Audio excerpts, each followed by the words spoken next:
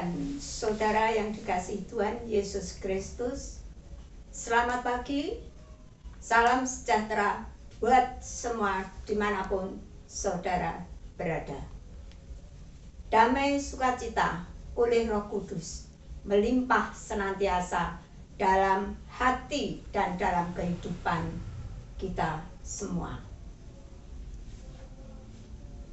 Bapak Ibu yang terkasih dan saudara-saudara sekalian, kami dari Majelis GKJ Karangasem pada pagi hari ini, hari Jumat tanggal 26 Februari 2021 akan menyampaikan firman Tuhan sebagai ragi roti untuk menguatkan iman, percaya kepada Tuhan Yesus Kristus, Juru Selamat kami yang hidup.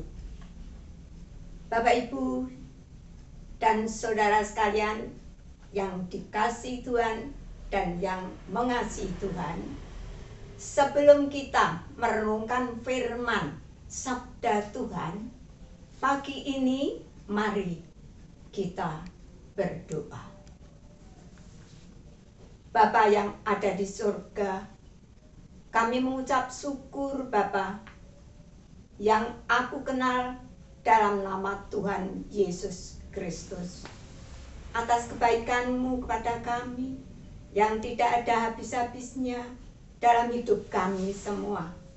Kami boleh bersyukur pada pagi hari ini dengan kekuatan, kesehatan, dan berkat Tuhan.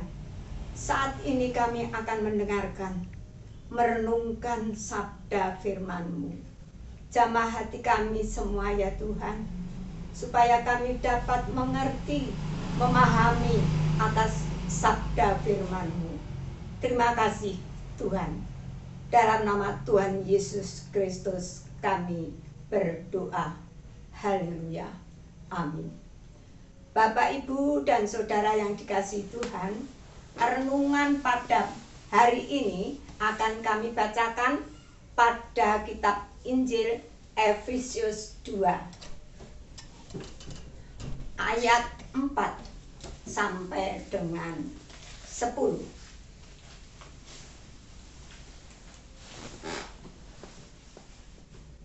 Tetapi Allah yang kaya dengan rahmat, oleh karena kasih-Nya yang besar yang dilimpahkannya kepada kita, telah menghidupkan kita bersama-sama dengan Kristus. Sekalipun kita telah mati oleh kesalahan-kesalahan kita, oleh kasih karunia kamu diselamatkan. Dan di dalam Kristus Yesus, Ia telah membangkitkan kita juga dan memberikan tempat bersama-sama dengan Dia di surga. Supaya pada masa yang akan datang, Ia menunjukkan kepada kita kekayaan kasih karunia-Nya yang melimpah-limpah sesuai dengan kebaikan-Nya terhadap kita dalam Kristus Yesus. Sebab karena kasih karunia kamu diselamatkan oleh iman, itu bukan hasil usahamu, tetapi pemberian Allah. Itu bukan hasil pekerjaanmu. Jangan ada orang yang memegahkan diri, karena kita ini buatan Allah, diciptakan dalam Kristus Yesus untuk melakukan pekerjaan baik yang dipersiapkan Allah sebelumnya. Ia mau supaya kita hidup di dalamnya. Bapak Ibu yang terkasih di dalam Tuhan, pagi hari ini akan kami beri judul Keluarga yang menanggapi karya Allah. Dalam kehidupan masyarakat Jawa dikenal sebuah filosofi, urip iku urup. Filosofi ini menggunakan kata-kata yang hampir mirip tetapi beda di huruf vokal. Urip dalam bahasa Jawa artinya hidup, sedangkan urup berarti nyala. Jadi dalam bahasa Indonesia dapat diterjemahkan hidup itu nyala. urip iku urup, memiliki makna bahwa hidup itu hendaknya memberi manfaat yang baik bagi orang lain di sekitar kita. Semakin besar manfaat yang kita berikan, tentu semakin baik bagi kita maupun bagi sesama. Tetapi sekecil apapun manfaat yang kita berikan, janganlah sampai kita menjadi orang yang meresahkan masyarakat. Manfaat yang kita berikan ibarat api yang menyala. Api bukan berarti bara yang membakar dan memusnahkan apa saja. Api memiliki makna sebagai cahaya yang selalu menyala dan menerangi setiap langkah manusia ke jalan yang benar.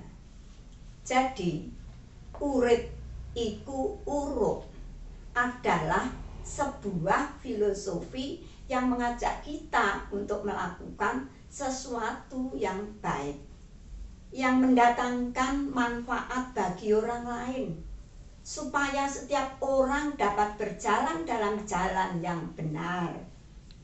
Hal ini sejalan dengan firman Tuhan dalam Efesius 2 ayat 10. Karena kita ini buatan Allah, diciptakan dalam Kristus Yesus untuk melakukan pekerjaan baik yang dipersiapkan Allah sebelumnya. Ia mau supaya kita hidup di dalamnya. Mengapa Tuhan mengendaki kita untuk melakukan pekerjaan baik yang dipersiapkan Allah sebelumnya? Karena kita telah diselamatkan. Dalam bacaan kali ini, keajaiban anugerah Allah telah mengeluarkan kita dari kubangan dosa yang dahsyat dan menempatkan kita dalam kemuliaannya. Tepat bila dikatakan bahwa orang hidup tanpa Kristus sebenarnya mati. Dosa telah mencemarkan hati seseorang, menggelapkan pikiran, melumpuhkan kehendak baik, dan akhirnya menjerumuskan orang ke dalam kebinasaan. Namun, kondisi itu mengalami perubahan seiring dengan karya keselamatan yang Allah kerjakan. Kita yang tadinya mati oleh kesalahan dan dosa kita, akhirnya memperoleh pengharapan yang baru di dalam Kristus. Hati kita dipulihkan, pikiran kita diterangi, dan hidup kita dituntun menuju hidup kekal. Oleh sebab itu, menanggapi karya agung Allah yang demikian itu, sudah sepantasnya kita melakukan pekerjaan-pekerjaan baik yang telah Allah persiapkan untuk kita. Maka seharusnya kita pun berbuat baik kepada orang lain. Anugerah keselamatan yang telah kita terima dari Allah selayaknya mendorong untuk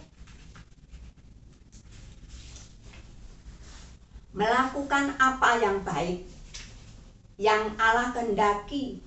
Jadi perbuatan baik adalah tanggapan kita yang benar atas karya agung Allah.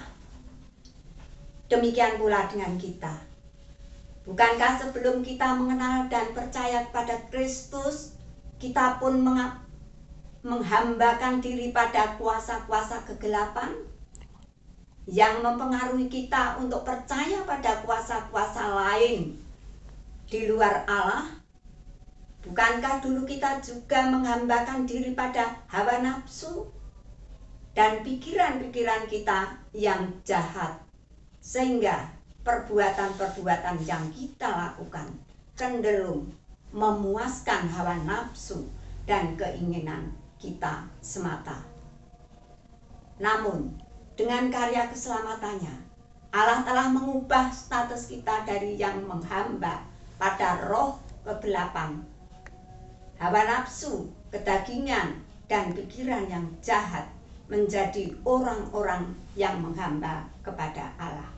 Kita bukan lagi hamba dosa, melainkan kita ini adalah hamba Allah.